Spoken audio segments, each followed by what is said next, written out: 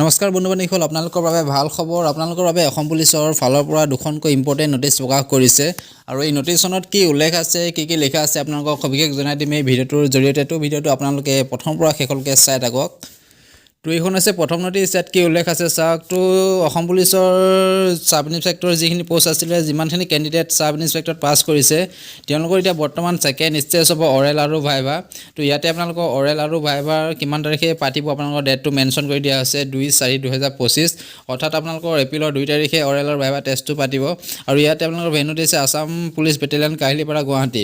তো Assam police battalion Kahilipara গুৱাহাটীত আপোনালোকৰ অৰেল আৰু ভাইভা এপ্ৰিলৰ 2 তাৰিখে অনুষ্ঠিত কৰা হ'ব। আৰু এইখন আছে ছেকেণ্ড নটিচ আৰু ইয়াত উল্লেখ কি আছে চাওক। ইয়াত উল্লেখ কৰিছে যে আপোনালোকৰ আছাম কামাণ্ডো বেটেলিয়নৰ PETৰ ৰিজাল্ট আপলোড কৰিব 5 PM 27/3/2025, অৰ্থাৎ আপোনালোকৰ 27 তাৰিখে আজি আপোনালোকৰ 5টাৰ পিছত আপোনালোকৰ আছাম পুলিচ কামাণ্ডো বেটেলিয়নৰ PETৰ ৰিজাল্ট অসম পুলিচৰ অফিচিয়েল ৱেবছাইটত ঘোষণা কৰিব।